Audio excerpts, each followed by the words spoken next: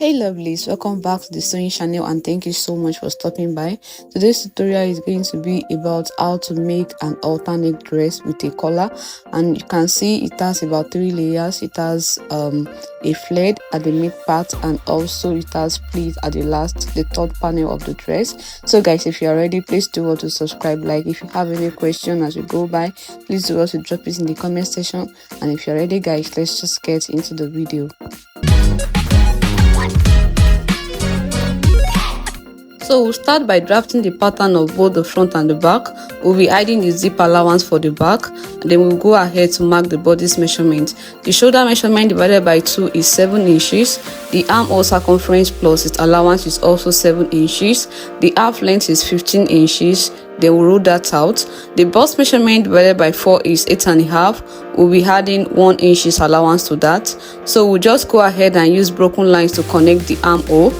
So that is just going to be a guide because we will not really be needing the armhole at the long run. The next thing for us to do is to mark the dart. We'll be considering the nipple to nipple measurement for that. For this is 7 inches divided by 2, that is 3.5. We'll add half inches, then making it 4 for the dart leg. The dart is going to be ending at the true bust line. For this is 10 inches. It's usually about 1 inches or sometimes 1.5 inches below the shoulder to nipple point. So the shoulder to nipple point for this is 9. Then the true bust line is about 10 inches. So having done that, we'll go ahead to connect the dart leg back to the point in which we have marked out. So having connected our dart leg, we'll consider using a princess dart for this. So we are going to be connecting it back to the midpoint of the armhole. We'll get the midpoint of the armhole. Then having done that, we'll connect it back to the dart, just like the way it's appearing by the camera. Then having done that, we are also going to be going down with about half inches. Then we are going to connect it back to the dart leg. The next thing for us to mark out is the neckline. So for both the neck width of both the front and the back, we'll be considering using 3 inches for the neck width. Then for the neck depth of the front, we'll be using 3 inches for the neck depth for the front only. Then we'll go ahead to connect the line in a circular form. Then having done this, we'll go down by 1 inches from the shoulder line to draw our outer neck style line. So from this point, we will connect it to the bust measurement like a slant, just like the way it's appearing by the camera. Then having done that, we'll go ahead to mark our waist measurement plus its seam allowance. Then we'll connect it back to the bust. So remember, we folded the pattern for both the front and the back together. We'll go next by marking our back neck depth. So for the back, we'll be using just 1.25 inches for the back neck depth. Then we'll connect it circularly back, just like the way it's appearing by the camera. Then we'll go ahead to label the back and the front. The next thing to do is to confirm if the neck circumference is accurate with what we are working with. So we'll take our tape rule and we'll go ahead to measure the neck circumference. So having measured the front, we have about 5 inches minus half inches for the seam allowance, that is 4.5 inches. Then on fold, that is 9 inches. You can just write that somewhere down.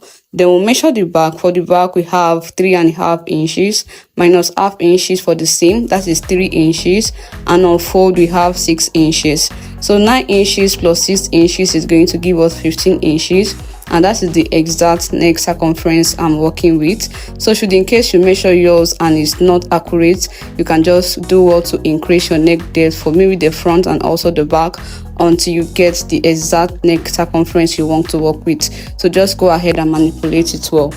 The next thing we'll be doing is to trace out the back dart on the pattern beneath it. So the back is also going to be having a princess dart, just that we won't take half inches away because the back is more flatter than the front and the princess dart style line. So we'll trace the first dart style line, just like it's appearing by the camera.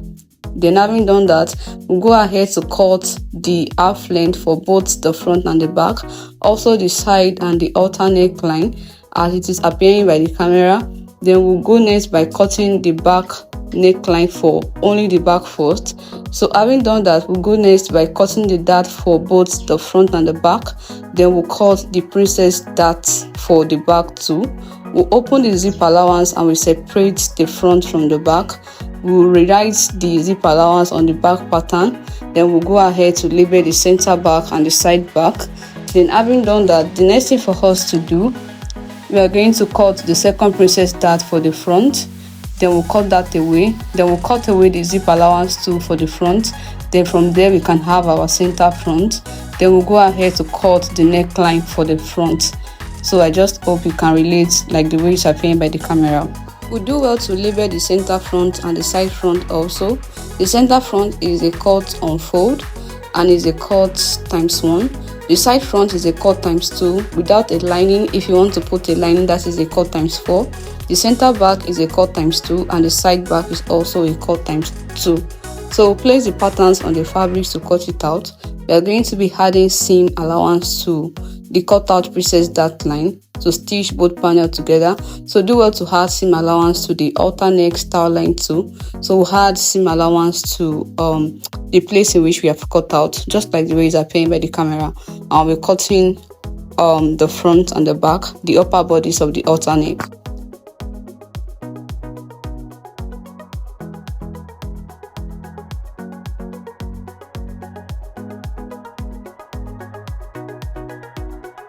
For us to cut the halter neck collar, we'll fold the fabrics in a bias form.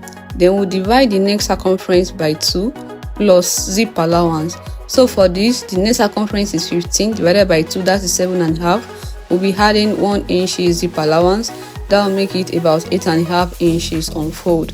So we'll come down by 11 inches, then we'll rule it circularly like the way it's appearing by the camera. So for the width of the collar, we'll be considering about 2 inches. That is also including the seam allowance for the collar. So we'll be cutting out the first one, then placing the first one on another fabric to cut out the second one. And also this particular fabrics I'm using is quite stretchy, so you can consider using a quite stretchy fabrics, not too stretchy but at least stretchy a little, so that it can be able to relax well on the neckline. So you can just consider doing that too. So lastly, for the collar, remember the neck circumference divided by 2 is 4.5. We had 9 divided by 2, that is 4.5. We are going to be marking these points on the collar starting from the center front of the collar. We'll mark the 4.5 inches. Then also starting from the back, we are going to mark 1 inches in which we laid for the zip allowance. We'll mark 1 inches for the zip allowance and 3 inches for the back net width of the collar divided by 2. 6 inches divided by 2, that is 3 inches. So we also mark the 3 inches. So we have about 1 inches distance between the front neck circumference and the back, and that is going to be the opening on the collar. So we'll just go ahead to launch this particular place, the opening. We'll just place a launch on it like that, and that is going to be all for the collar. So for the piece in which we are going to be using to turn the halter neck neckline, we are going to be cutting out a straight strap for that. Then for the width, I consider using about a width of about 1.5 inches. So we'll be cutting out 4 pieces for that to turn the neckline of the halter neck for both the front and the back. So we'll be cutting out 4 for that. The next thing we'll be cutting out is the flay, and that is going to start from the half length all the way to the above knee of the dress. The third layer is still going to be a ruffles. So we'll fold the fabrics like a triangle. This is a 90-degree flay.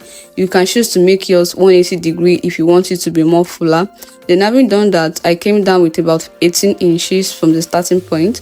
Then I marked the waist circumference. So after measuring the first circumference we have, I discovered that it was quite lesser than the intended waist circumference plus the zip allowance. So I came down again with about 1 inches just to ensure that it's wide enough to go around the waist circumference. So from that point, we take away the half length measurement to measure the desired length of the flay. The above knee is 34 inches plus 1 inch seam allowance, that is 35. So we'll mark 35 inches, and that is just about 16 inches from the waistline. So we'll mark the 16 inches all round like a triangle, like the way it's appearing by the camera. Then having done that, we'll go ahead to cut it out. So for the third layer of the halter neck dress, it's going to be a ruffles. You can choose to cut out a flay also for that, but just ensure that it's full enough to go around and still be able to pleat all around the second layer of the flay. So but for this I considered using a straight fabric. You can also do that. So I used the length of about 10 inches, and the length is also very long. So I'll be joining about 2 pieces of the fabric together just to make sure that it is long enough to go around the flay and to pleat all around it. So with this, we are done cutting the outer neck dress, and the next thing for us to do is to get to the sewing machine and stitch them down. So for the sewing, we'll go ahead to unpin the pattern for the front from the fabrics, and having done that, we'll go ahead to join the side front with the center front.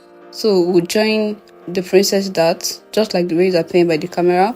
So we'll do well to also join the other side front with the center front. The other panel we'll join in with it. Then having done that, we'll keep it one side. We can just go ahead and press the seam allowance, the seam in which we used to join the 3 panels together. Then having done that, we are going to go for the back also. We are going to be joining the side back to the center back. We are going to be joining both panels of the back as well.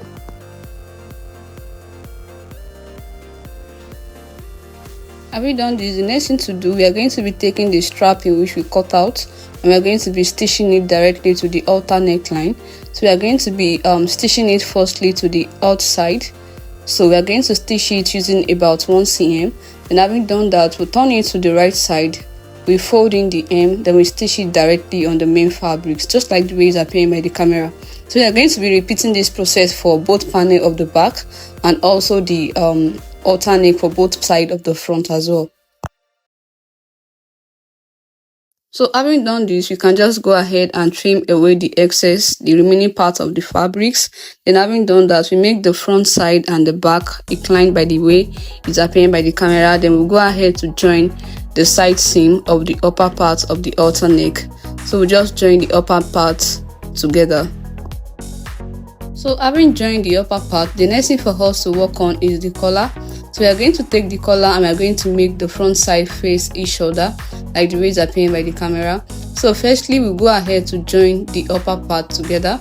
That is the one that will be upward, not the one we are stitching with the main neckline of the front. So we stitch it, then we go ahead to launch it. So having launched it, we'll go ahead to, we are going to be stitching down the 1 inch difference, that is the gap between the front circumference and the back, the 1 inch in which we launched out during the cutting part. So we are going to be stitching all that place. We'll stitch it directly also at the outside. Then having stitched both sides, we'll go ahead also to turn it to the right side, just like the way it's appearing by the camera. So we'll turn it to the right side. So having turned it to the right side, we'll just go ahead to run direct stitch on the part in which we are going to be joining with the main neckline of the front and the back. We just run a direct stitch just to secure it. So having done that, the next thing for us to do now is to join the collar with the main fabrics. So we'll place a lunge at the center front of the collar. We'll place a lunge there, and also at the center front of the main fabrics, we'll also place a lunge there. So we'll just go ahead and stitch it directly with the neckline of the front first. So we are just going to join it with the neck circumference like the way it's appearing by the camera. So that part in which we stitched inward, that part is not going to be having any stitch outward. So that part is just going to be like a connector of both the back and the front. So having left that opened, I'm just going to extend the rest part of the back. I'm going to stitch the collar also to the back neckline. So should in case it's not holding all the neckline of the back, you can just stretch it. That is the reason why I'm using a stretchy fabrics. But if you are using a firm fabrics, please do well to do your calculation right. You can add like extra 1 inch allowance to it just to make sure that everything is well balanced. So I just hope you can relate with that. So after stitching, you can just do well to trim away the excess that will be pulling outward on wearing, and this is how it looks like after stitching it, and this is how the collar looks like also. So the next thing for us to do now is to attach the flared to the waistline. So we'll just go ahead and start stitching, starting from the zipper allowance. We'll go ahead and stitch it all the way to the waistline, the seam allowance, and back to the other side of the zipper allowance. So having done this, we'll go next by stitching the third layer of the dress with it. We're going to be stitching the panel in which we cut out for the ruffles, and we're going to be pleating the excess on the flared. So we'll just go ahead and pleat it all round, just like the way it's appearing by the camera. We'll pleat it. Then having done that, we also do well to hem the third layer of the dress. The last thing for us to do is to fix the zip, but before then we have to stitch. We're going to be going down with about 5 inches or 6 inches from the waistline. We'll go ahead to stitch the rest all the way to the hem. Then having done this, we just go ahead and fix the zip to the dress.